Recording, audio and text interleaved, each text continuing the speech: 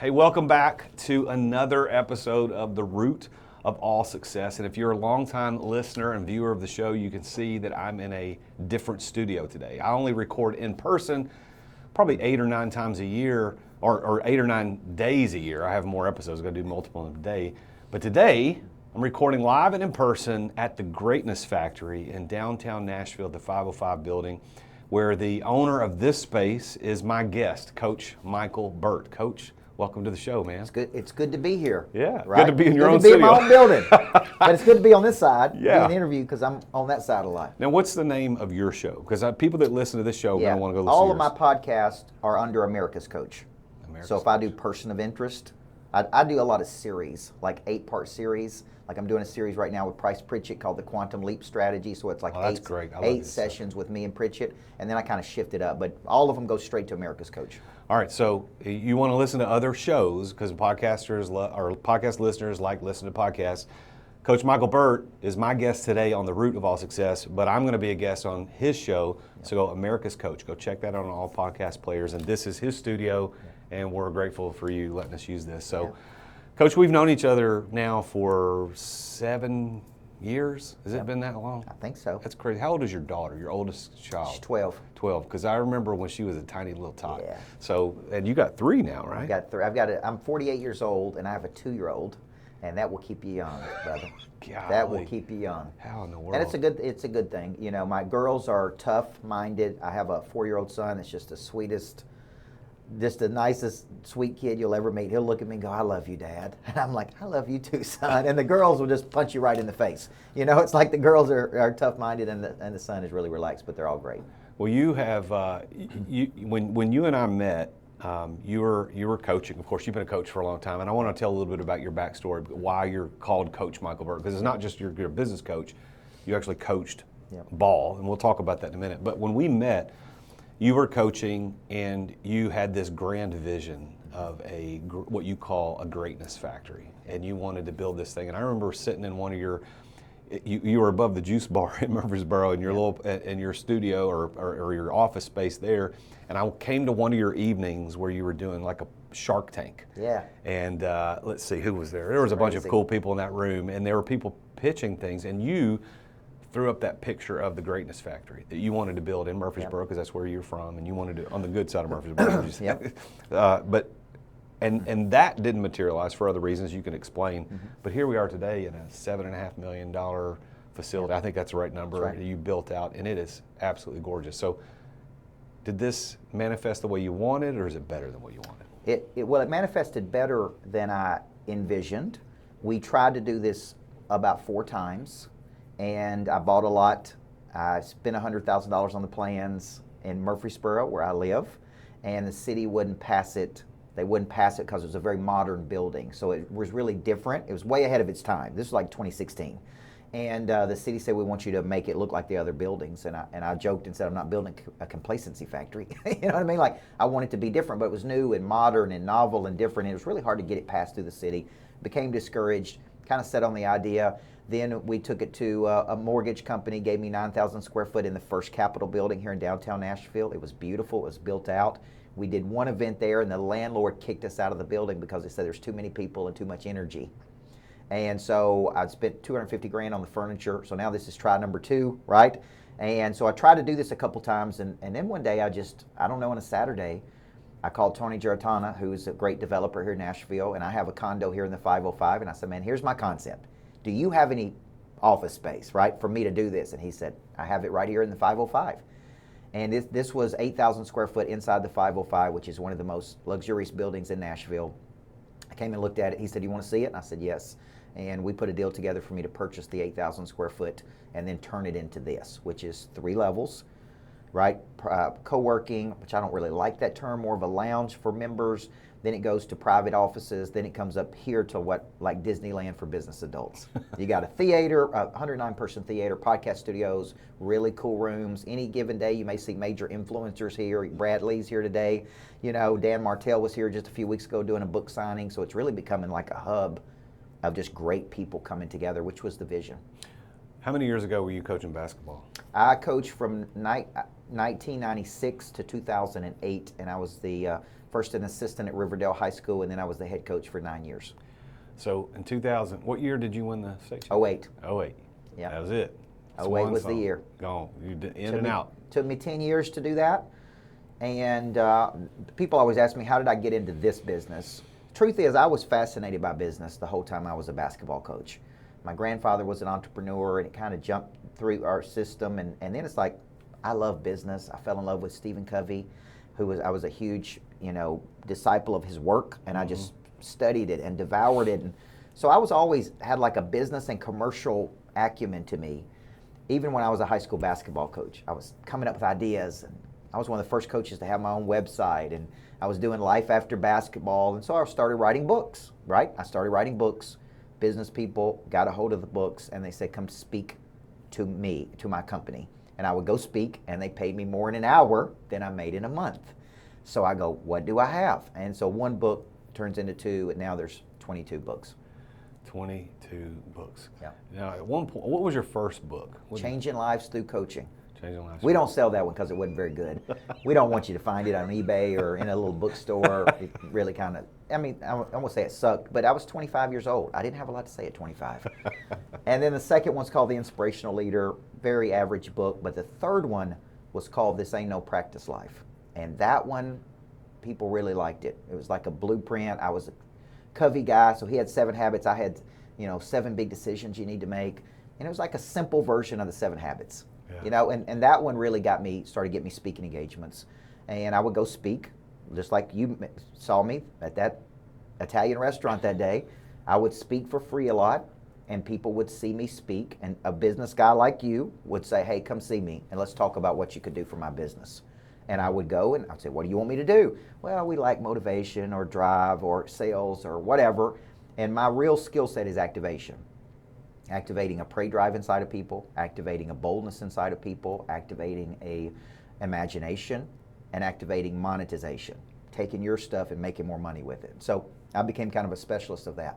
When you started writing books, before you wrote that first book, had you already gone through Covey's stuff, or was that around during the same time? Yeah. I borrowed the money from my mother, $2,500, to go through Covey's certification, 5 days, 8 hours a day, and it changed my life. Yeah. Because it started to plant a seed in my mind that when I grow up, I want to be like that dude.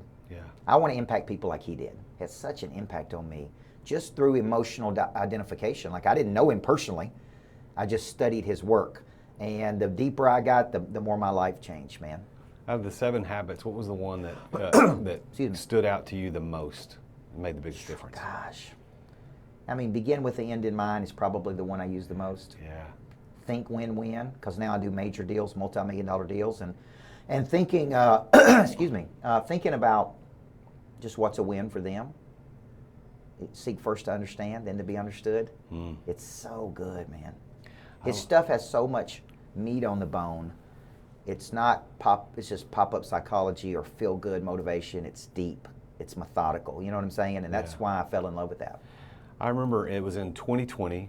I read the book for the first time, and I'd known you now at that point for a few years, and you had talked about it. Of course, anybody paying attention has heard of the 7 Habits of Highly Effective People, but I'd never read it, and so I read it for the first time in 2020. But my wife gave me, I think it was either Christmas of 2020 or Christmas of 2019. I can't remember. And then the following year, I'd have to go back and look at my YouTube channel. But she gave me the 52-week card deck for the 7 Habits. You know what I'm talking about? It's a little blue card deck. Yeah. And what I decided to do, because we as teachers know that you learn more by teaching than you do by learning from other teachers. And I said, I'm going to do a video every single week on one of these cards. And so for 52 weeks for that year, I did videos, and some of them are okay. A lot of them sucked, but I put them out on YouTube, and that's how the 7 Habits became who I am. Yeah. But I'm going to tell you something interesting. I want to get your perspective on this. Okay. I've done a ton of reading since then, and I've gone down rabbit trails on different thoughts, a lot of metaphysics, really interested in that. Interesting.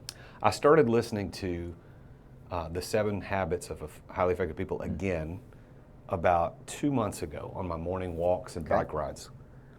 I can't get in it again. I Yeah. can't do it. It's like it's still good content, but I'm Yeah. like, this seems like elementary Yeah. compared to where I am now. And I don't mean Yeah.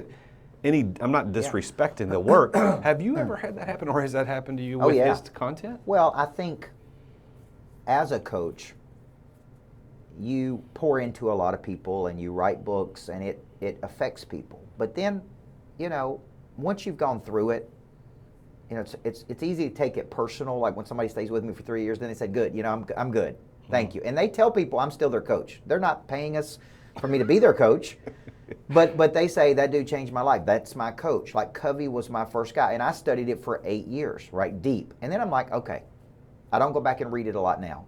Like now I'm reading Price Pritchett, Quantum Leap Strategy. I think as you evolve, you kind of find a new mentor for that season of your life, right? And so it was Covey for a period, and then I got into Strategic Coach, and it was Sullivan and his work, which was so valuable.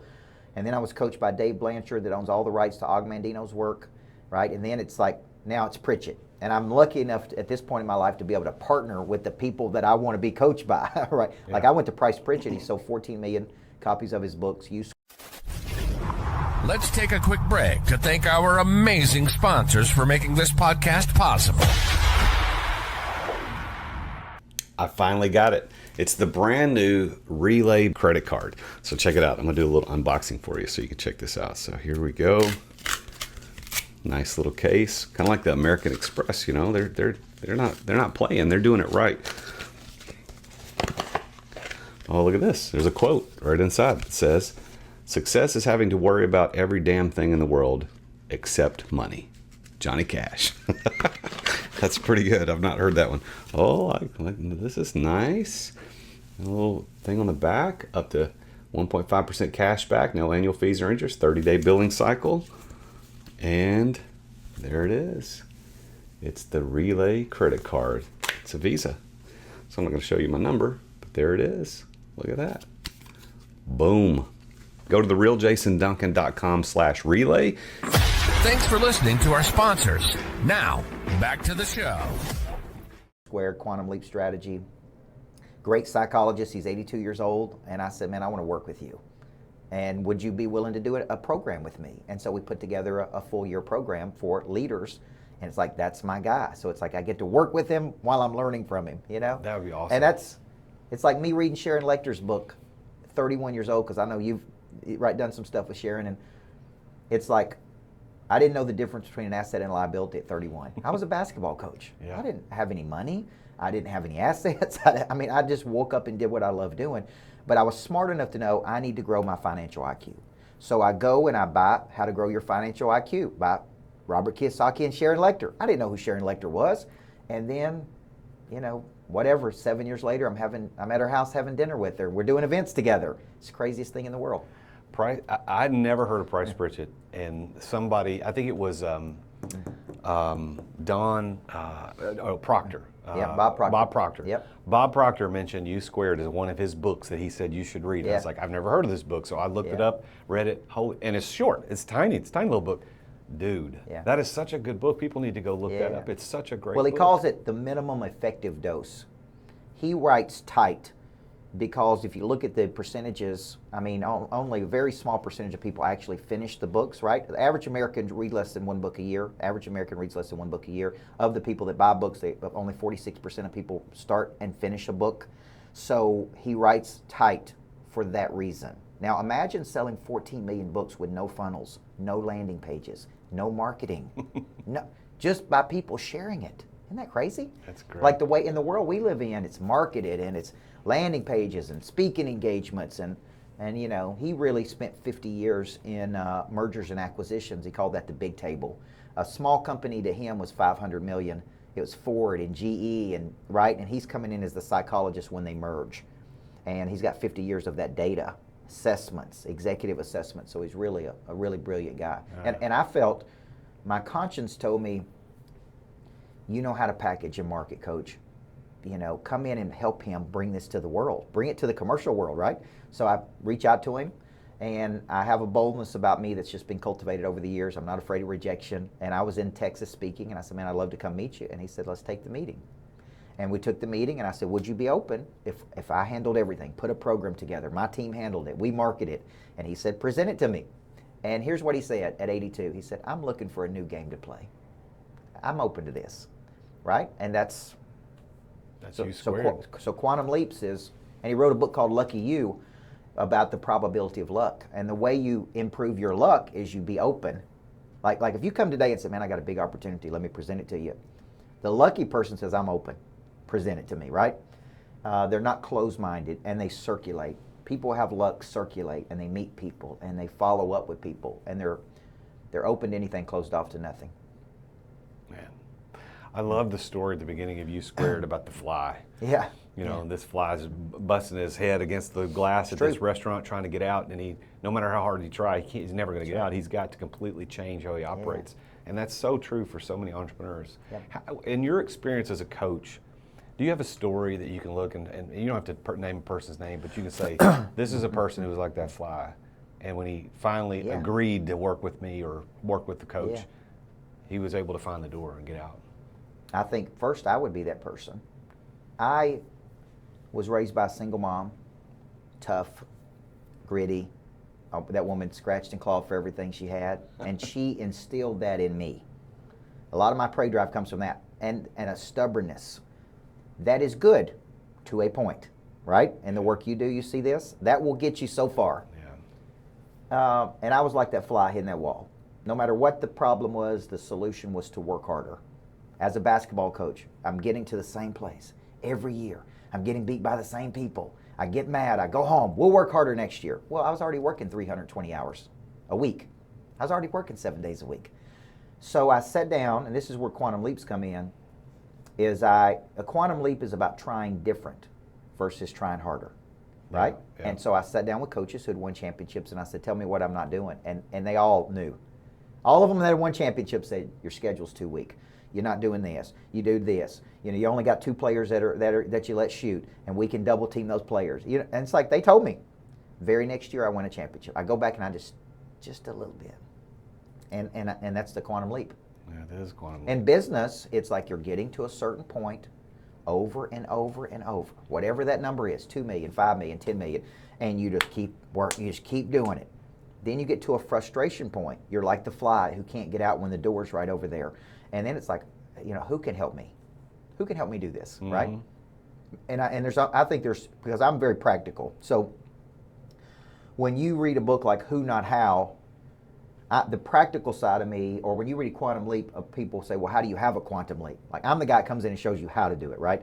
And it's like, you need 2 who's, in my opinion. You need internal who's, right? Like, I'm about to bring on a chief revenue officer that's going to run the coaching company. Seasoned at doing this, done it for multiple companies. That's one of my internal who's, right? And I'm like, you're in charge of this coaching company. Here's the revenue number. That's your job. That's internal. External who's are strategic partners. And that's the fastest way that I've built my brand is just somehow ending up in rooms with some of the best people in the world. And then because of that Covey cycle and the discipline that I had of really developing a skill, and those people go, this dude's got a skill. We need to keep him in the room. Last year you taught school. Did you teach too, or you were just coaching? When you let me say minimally. Minimally. I always say I taught advanced honors physical education. The truth is, I was an average teacher because I spent so much time on coaching, and my boss was okay with that because I built this, you know, national championship basketball team, and so my assistant coaches taught a lot of my classes when I was the head coach. So I wasn't in the classroom much, and I was in the gym some, but some of the students probably wouldn't recognize me if they saw me. Last year you taught. What was your annual salary? Ooh, I feel like, for some reason, I think $55,000. My last year, because I kept going back to college and get more degrees, I think I was one of the highest paid public school teachers because I was athletic director, I was a basketball coach, I had supplements, you know what I'm saying? But at the end of the day, and they let me take the driver's ed car home as a courtesy car, which is a really funny story, because they couldn't give me any more money, and the principal said, I'm going to give you this car to take home at night. And he said, don't tell the other teachers. And how fast do you think? I mean, they knew. It's like, why does he get to take the driver's ed car home? But it had a brake in the passenger side. So people would get in my car and they'd be like, dude, what's up with the brake? And I'd be like, it's just how they make these Bonnevilles, man. Special edition Bonneville. Just don't hit that brake. Don't hit that brake. So I think I was making about $55,000. And I was going over and speaking at Dell Computers and making more. If I was making $2,500 a month or whatever, $3,000 a month, I could go over to Dell Computers and make $5,000 for the hour. Wow. Back in those days. Now today we charge anywhere between $25,000 and $50,000 for that hour. So it is fair to say that moving from $55,000 as a school teacher in 2008 to where we are at the end of 2024, that your income has 10x'd. Yeah. You've gone up quite a bit. Yeah. How's it feel? It feels good, but when you do a big project like this, it shows you how much income you really need. Mm-hmm. I've never built a commercial structure like this. I didn't know what I was doing. When I was meeting with Tony Giarratana, he said, I'm going to give you $800,000 for a tenant improvement as part of the deal. And he said, but that won't even cover the bathrooms and the mechanical in that building. And I went, did I hear him right? It's called MEP, Mechanical, Electrical, and Plumbing. He said, yeah, that'll be at least $1 million. And I was like, the toilets cost $1 million? But it's like the water systems, there was nothing here. It was concrete, right? And trying to put those things in here was incredibly difficult. The project manager says the most difficult job he has done in 26 years. The architect said it was the most difficult job he's did in the last 15 years. And there's something about the way the building was structured. It was all concrete. Just running water to here, all the things you got to do was, there's 14 different air conditioning units in this building. It's crazy. Wow. And I didn't know that. I'm like, $1 million for that?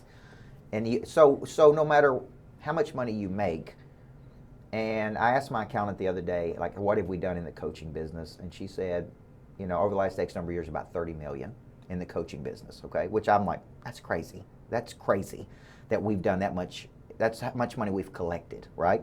And then what I did is I took the money from the coaching business and I went and bought all this real estate. So projects like this, the lodge, I don't know if you've been out to my lodge out in Christiana, but I love real estate and I love coaching. So it's like, how do we combine these things? Where I take the coaching profits and I go buy real estate with it. And that's been a trend that we've done. One of my mentors said that the number one indicator of the amount of money that you will make in a year is the amount of money you need to make in a year. So you've increased your need, so you've increased your make. That's right. Right. And that's a good way, because if you say, if I just get to this income level, I'll be good. Well, that's all in proportion to how big your goals are. Yeah. What if I want to build 20 of these? See where I'm going? Yeah. And what if each one costs $5 million? And this one's about $7 million, but it's from scratch. But what if I want to do this over and over and over? You're going to need a lot of capital. Yeah. And you don't really realize that until you try to do bigger things. Now, there's a paradox here, because that adds pressure and intensity, right? What if I just kept all the profits from the coaching business and took it easy, right? And just hung out? But that's not kind of how I'm wired. I'm wired to be pursuing something, like the championship. There's got to be something in front of me, because I've been coaching for 33 years. I started coaching at 15 years old, right? So when I'm 48, it's all I've ever known. But it's like, I'm ready for a seat at a bigger table. What does the bigger table mean? I love the coaching. I don't want to get rid of the coaching, but to me now it's one of my businesses. It's not my only business. So in 22 years after leaving basketball behind and going into professional coaching business owners, what are some of the biggest mistakes and regrets that you have, and things that you messed up on? Obviously now you're very successful, but those mistakes are what led you to where you are. Failures become successes. Yeah. So what are some of those? I think what most people say is just playing too small for too long. Staying small with just a few people. Now, it doesn't mean I don't want 300 employees, but just the kind of people I'm in a room with today that are doing big deals. This is what I learned when I spoke at 10X in 2018. Those people were not more skilled than me, right? They were just more known than me. They were better marketers than I was, right? So this was a big lesson. It's like, it's not business, it's show business. And the more known you become, the more opportunity you get. So I think probably staying smaller, not thinking big enough is what a lot of people say, and I'd probably say the same thing. Mm-hmm.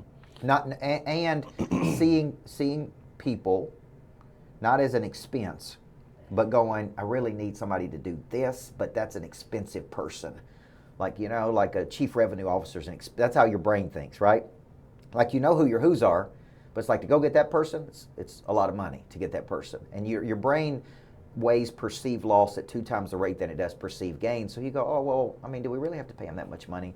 But what if that person comes in and we jump $10 million more in the coaching company?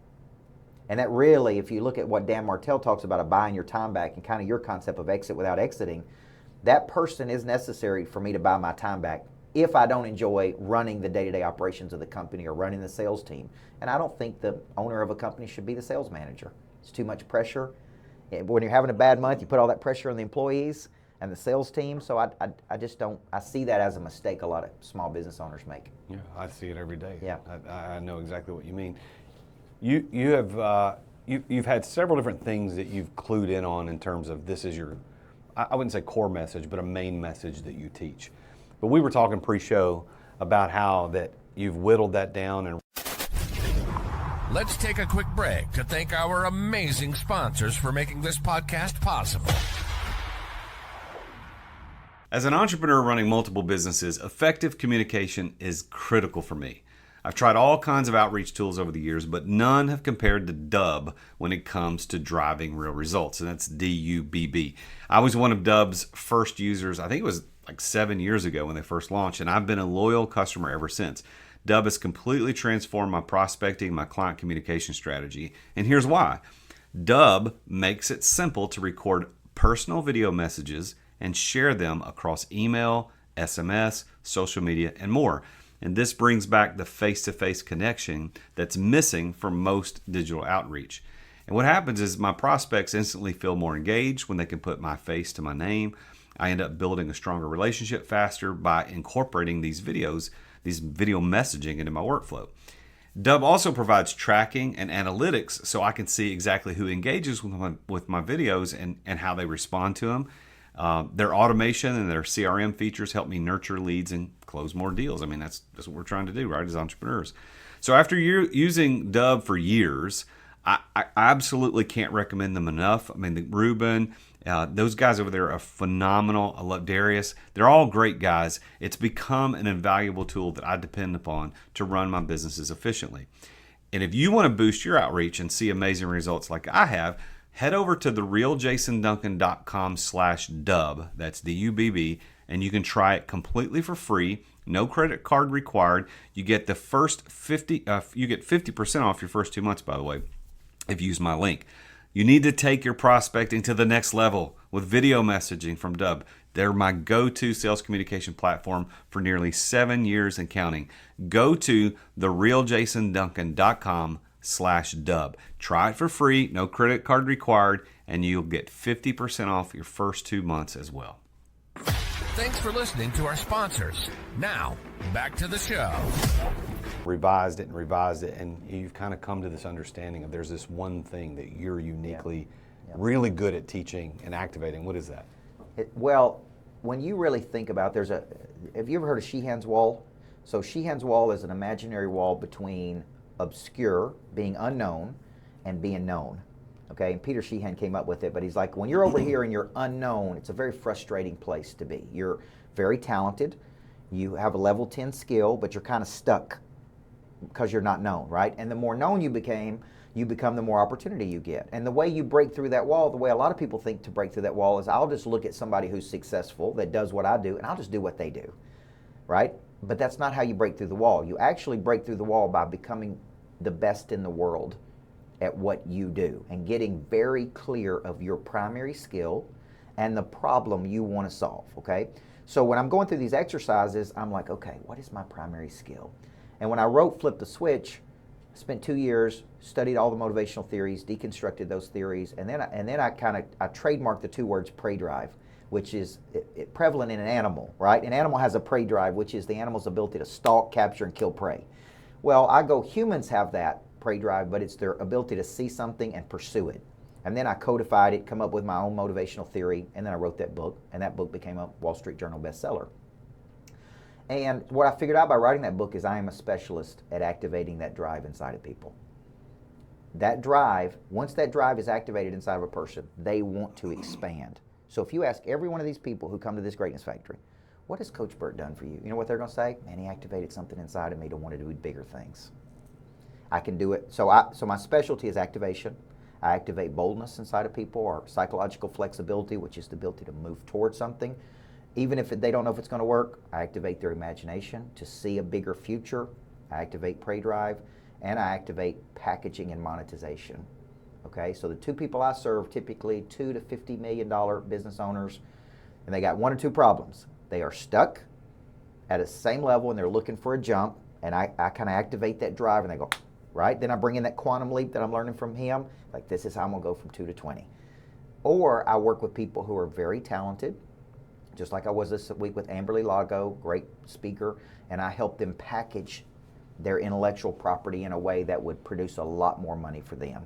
And that's where that skill came from. I don't know. I don't know if it came from me studying Covey or Sullivan, but I'm a specialist at packaging intellectual property. You're sitting in an idea I had that's probably a $10 or $15 million idea, and you're sitting in it, right? Mm-hmm. The greatness factor, and who knows, maybe a $100 million idea, right? I'm in talks with people right now of other companies that have big places that may want to purchase this and go, we want it to be one of our brands. So one simple idea could be worth millions of dollars if it's packaged correctly.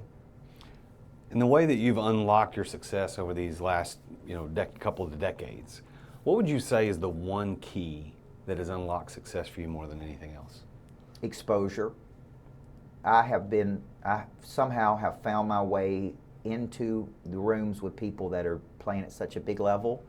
It's like activated that drive in me to know that I can go to a much higher level. Remember, I was a basketball coach, but I was always thinking bigger than the other coaches, right? And they made fun of me, by the way. I mean, they were mean to me, and they laughed at me and they mocked me. And who do you think you are, Mr. Motivational Speaker? And then I kicked their butt. and the funny thing is, when I retired, the week after I retired, one of my greatest competitors hired me to work with his team. And it was crazy. I'm like, you want me to come work with your team? I thought you guys hated me. And they were, no, we don't hate you. You were just our biggest threat. You were a threat, yeah. And now that you're not a threat, we would like to pay. They paid me to work with their team. I ran the practices. I ran the meetings. And they we just want you to bring what you're doing to us. So to me, I was thinking small. So the big one thing that's helped me is exposure, which is an activator prey drive. When you see this, there's not a person that I bring here that doesn't go, now this is cool. It don't matter who it is, right? Tony Giratana, who's built these structures in Nashville, he's like, now this is cool, coach. Brad Lee, who's walking through, he's like, this is cool. Richard Dolan, who's over there, he's like, this is cool. So it's like, it's exposure. Once you see it, your mind's you're gonna think bigger. How do you define success? What does that mean to Coach Burt? To me, success is pursuit.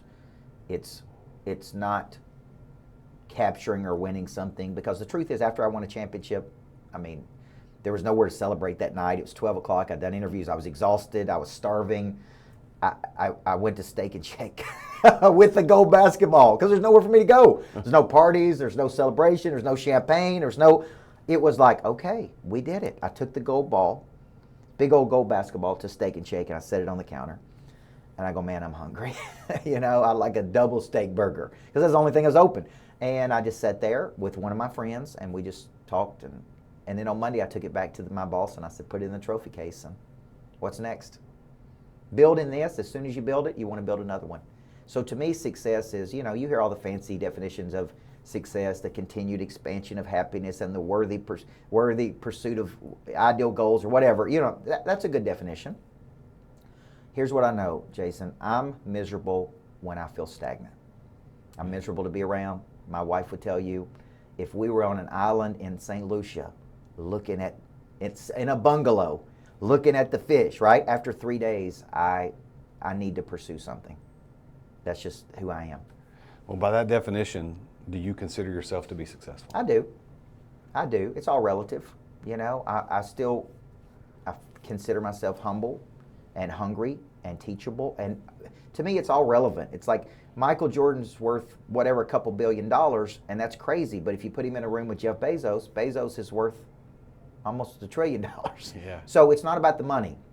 And you hear people say that, but I use money to do bigger things, but I don't do what I do. I really have some kind of desire to be the best at what I do.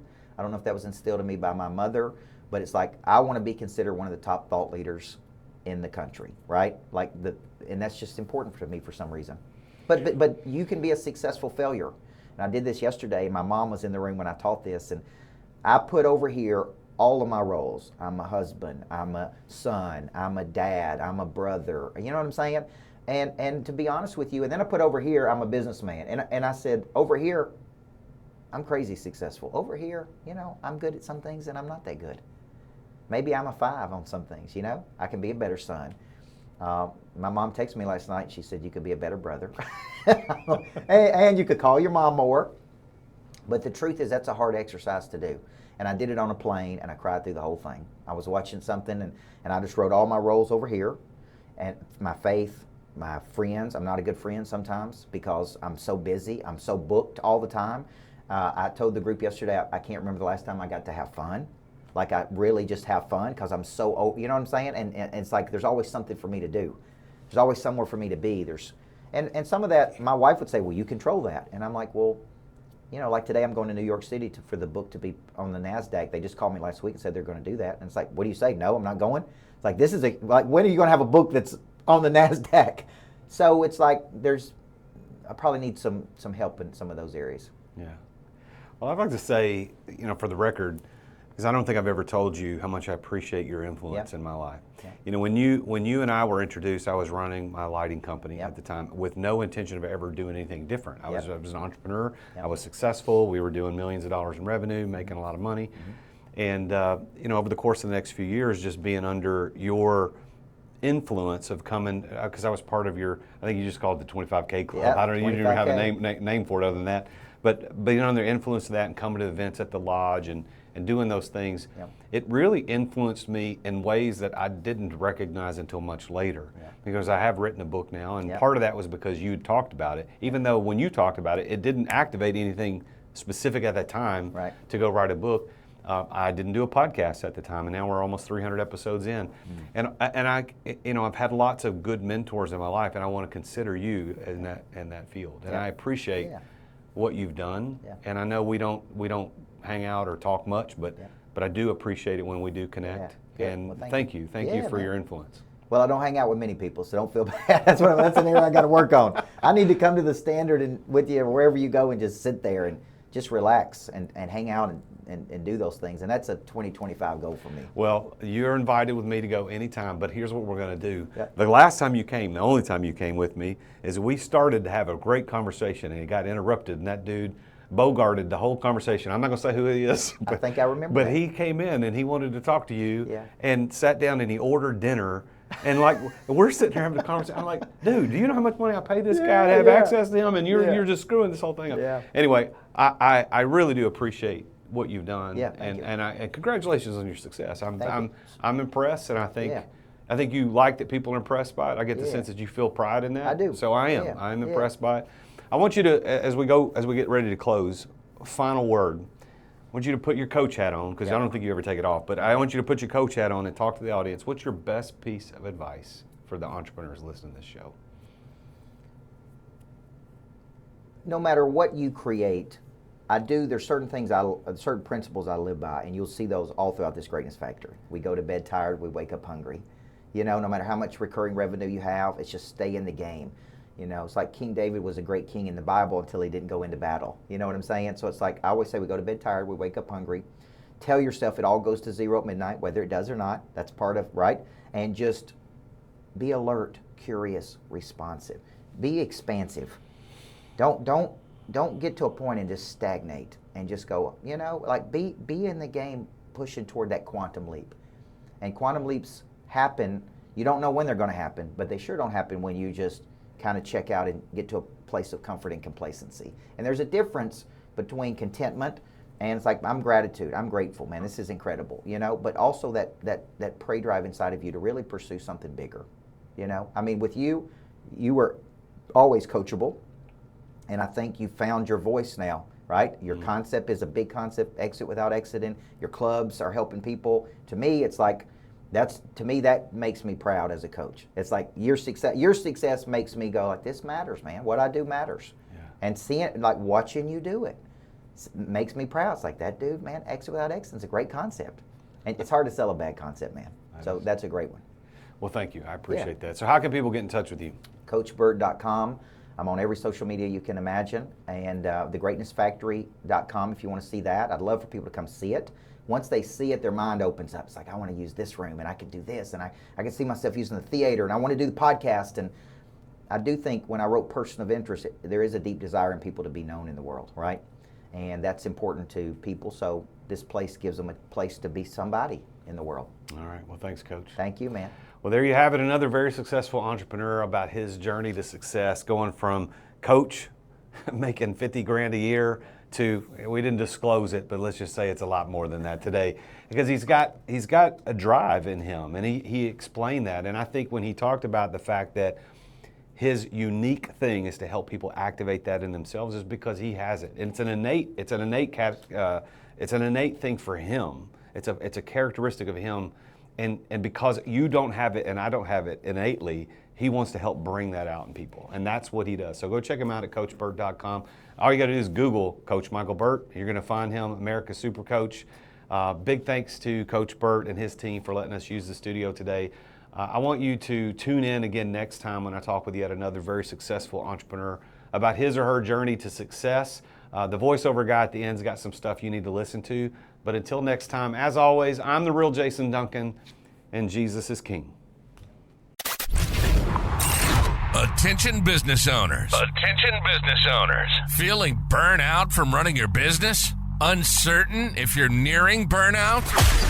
Take our free 10-question business burnout test at businessburnouttest.com to discover where you stand. With just 10 quick questions, you'll learn how to immediately begin making changes to regain freedom and success. Cut your daily operations time in half. Improve your quality of life and prepare your business for your future exit without losing revenue or profit. Visit businessburnouttest.com now and take the test.